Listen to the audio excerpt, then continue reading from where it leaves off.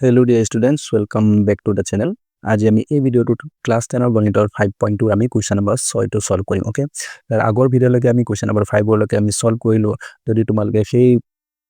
প্ৰশ্নবোৰ চাব বিচাৰা তেন্তে তাত আগৰ ভিডিওবোৰ গৈ পেলাই তোমালোকে চাব পাৰা ওকে সো এতিয়া আমি এই ভিডিওটো সলভ কৰিলো এই ভিডিওটো মানে এই প্ৰশ্নটো আমি সলভ কৰো ওকে এটা কোশ্চেন নাম্বার 6 ত আমাক কি দিয়া আছে কোশ্চেন নাম্বার 6 ত আমাক কি কৈছে 11 8 5 2 এনেকুৱা এটা সমান্তৰাল প্ৰগতিৰ কি -150 সংখ্যাটো কোন এটা পদ হ'ব পাৰে নে পৰীক্ষা কৰা তোমাক খুদিছে সমান্তৰাল প্ৰগতিটোৰ -150 টো কোন এটা পদ হ'ব পাৰে না তো আমি এটো ধৰি লম এটো এটা n তম পদ হ'ব পাৰে ওকে ধৰি ললো n তম পদটো -150 এতিয়া আমি কি উলাব লাগে n উলাব লাগে ওকে কি উলাব লাগে আমি n উলাব লাগে কিন্তু যেতিয়া আমি n উলিয়াম তেতিয়া আমি এটা কথা জানো কি জানো n মানে কি হয় পদৰ সংখ্যা মানে এত কিমানটা আমাৰ কি হয় সমান্তৰাল প্ৰগতিৰ কিমানটা পদ আছে যেনেকৈ এটো প্ৰথম পদ হয় দ্বিতীয় পদ এটো তৃতীয় পদ এনেকা চাৰিটা পদ তো এনেকৈ পদ বিলাক আমি কি কৰিব পাৰো গণিব পাৰো এটা দুটা তিনটা চাৰিটা পাঁচটা এনেকৈ কি হয় ধনাত্মক অখণ্ড সংখ্যা হ'ব ওকে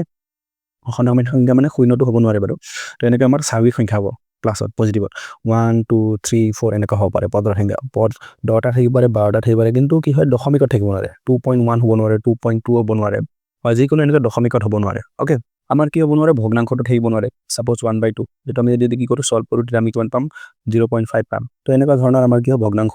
হ'ব নোৱাৰে আমাৰ কি হ'ব লাগিব গোটা সংখ্যা হ'ব লাগিব পদৰ সংখ্যা এটা দুটা তিনটা চাৰিটা এনেকা হ'ব লাগিব তো সেই কাৰণে যদি আমি n ৰ মানটো গোটা সংখ্যা পাওঁ ধনাত্মক অখণ্ড সংখ্যা পাওঁ তেতিয়া আমাৰ কি হ'ব এটো কি হ'ব কোনো এটা পদ হ'ব আৰু যদি কি হয় আমি নাপাওঁ বেলেগ ভগ্নাংশত পাওঁ বা দশমিকত পাওঁ তেতিয়া এটো কোনো এটা পদ নহব ওকে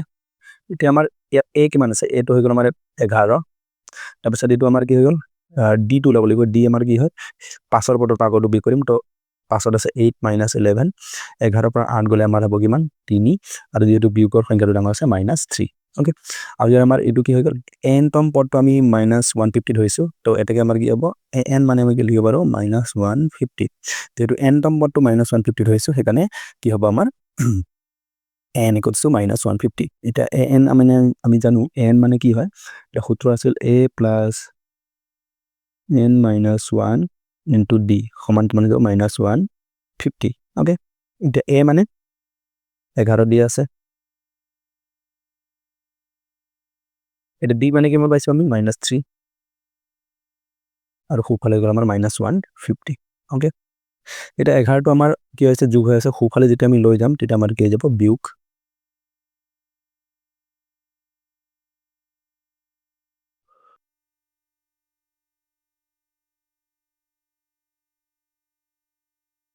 এটা এই দুটা যেহেতু দুটাও বিয়োগত আছে আমি যোগ কৰিব লাগিব -150 আৰু -11 মিলি আমাৰ কি হ'ব -161 আৰু 3 টো আমাৰ ইফালে কি আছে পূৰণ ওকে ব্ৰেকেটত আছে মানে লগত ইয়াৰ d টো পূৰণ হৈ আছে খুফালে গলে হৰণ এটা দুটা আমি মাইনাসটো কাটি দিব পাৰো তো n সমান কিমান হৈ যাব 1613 আৰু n টো ইফালে মাইনাস আছিল খুফালে গলে প্লাস এটা আমি মিশ্ৰৰ পৰা অপৰিকৃত কৰি দিও এটা পূৰণ কৰিলে তলত যি আছে এটো থাকিব একো চেঞ্জ নহয় 3 * 3 আৰু ওপৰত যোগ হৈ যাব 161 হৈ যাব আমাৰ 164/3 এটা 3 ৰে 164 হৰণ না যায় ওকে তো n ৰ মানটো আমি কি পালো এটা কি পাইছো ভগ্নাংশ হিচাপে পাইছো বাইক যদি আমি হৰণ কৰো দশমিক হিচাপে পাম দশমিকৰ পিছত কেতিয়া অংকটো শেষ নহব আহি থাকিব ওকে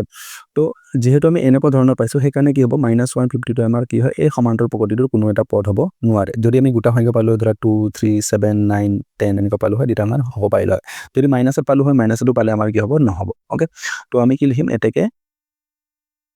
-152 কি হয় AP টোৰ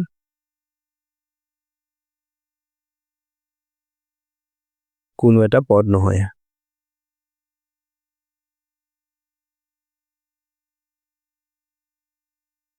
ওকে তো হৈ যাব আমাৰ -152 AP টোৰ কোনো এটা পদ নহয় ওকে এই তোমালোকৰ এটো MCQ আহিব পাৰে